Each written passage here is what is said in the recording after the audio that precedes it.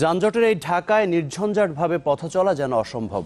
একটুখানি নির্মল হাওয়ায় গা ভাসিয়ে সময় মতো গন্তব্যে পৌঁছা সে তো কল্পনারও অতীত। কিন্তু রাজধানীর বুকে সেই কল্পনার এক চিলতে বাস্তবায়ন করেছে হাতিরঝিলের ওয়াটার ট্যাক্সি। টলমলে জলে ছুটে চলা রোমাঞ্চকর এই বাহন এরই মধ্যে জনপ্রিয় হয়ে উঠেছে নগরবাসীর কাছে। তৈরি হয়েছে নিমিষেই গন্তব্যে পৌঁছে যাওয়ার সুযোগ। আসিফ জাহাঙ্গীরের রিপোর্ট আর ছবি তুলেছেন মমিনুল ইসলাম মমিন।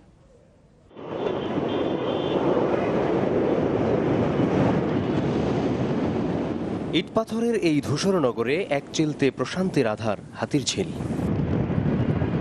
অসহনীয় যানজট আর আকাশচুম্বী দালান কোঠার ভিড়ে হাঁপিয়ে ওঠা নগরবাসী স্বস্তির নিঃশ্বাস নিতে ছুটে আসেন এখানে। তবে ২০১৩ সালে উদ্বোধন হওয়া হাতিরঝিল প্রকল্পের উদ্দেশ্য কেবল সৌন্দর্য বাড়ানো নয়, বরং জলাবদ্ধতা কমানোর পাশাপাশি রাজধানীর পূর্ব পশ্চিমের যোগাযোগ আরও সহজ করা। সেই ধারাবাহিকতায় সড়ক পথে চক্রাকার বাস সার্ভিসের পর এবার হাতিরঝিলে ছাড়া হয়েছে ওয়াটার ট্যাক্সি। ঢেউ লেগেছে জমে থাকা জলে, অবিশ্বাস্য রূপে বদলেছে পানির রং, দূর হয়েছে দুর্গন্ধ। ২৫ থেকে ৩০ টাকায় গায়ে হাওয়া লাগিয়ে ১৫ মিনিটেই গন্তব্যে পৌঁছে যাওয়া নগরের বুকে সত্যিই অভাবনীয়।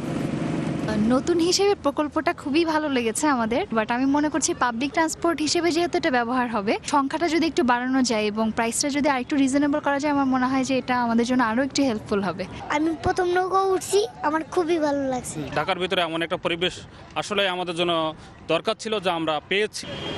বর্তমানে এই ওয়াটার ট্যাক্সির সুবিধা নিচ্ছেন দৈনিক ১ থেকে ১,৫০০ মানুষ। তবে ছুটির দিনে যাত্রীর চাপ বাড়ে কয়েক গুণ। গুলশান একে যাব বাচ্চাদেরকে নিয়ে ঘুরতে, প্রায় আধা ঘন্টা লাইনে দাঁড়িয়ে আমি টিকিট পেয়েছি। ভাড়াটা বাচ্চাদের না নিয়ে যদি শুধু বড়দের নেওয়া হতো তাহলে মনে হয় ঠিক ছিল। বিএফডিসির মোড় থেকে রামপুরা সেতু ও বাড্ডা সংযোগ সড়ক পর্যন্ত ২ রুটে ২টি করে চলছে মোট ৪টি ওয়াটার ট্যাক্সি। অল্প সময়ে জনপ্রিয় হওয়ায় আগামী মাসে আরও ৬টি ওয়াটার ট্যাক্সি নামাতে যাচ্ছে কর্তৃপক্ষ। নগরবাসীর সাড়া পেলে গুলশান লেক হয়ে বাড়িধারা পর্যন্ত এই সার্ভিস চালুর ইচ্ছে তাদের। পানির যে একটা গন্ধ ছিল, সেই গন্ধটাকে আমরা করলাম স্লাস রিমুভ করে দূর করেছি, যাতে বোটে করে মানুষ ঠিক টঙ্গী ডাইভারশন থেকে একদম সোজা রামপুরা ব্রিজ নিচ দিয়ে একদম নড়াই খাল, রামপুরা খাল হয়ে বালু নদীতে যেতে পারে। এখন আমরা দেখছি প্রচুর মাছের সমাহার। গুলশান লেক থেকে ইনফ্যাক্ট মাছগুলো এই হাতিরঝিল লেকে চলে আসতেছে। ভেনিস সহ বিশ্বের অনেক শহরেই যাতায়াতের অন্যতম মাধ্যম জলপথ।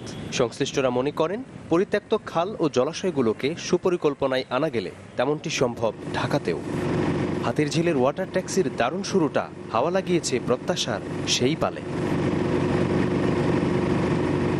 আসিফ জাহাঙ্গীর, চ্যানেল 24, ঢাকা।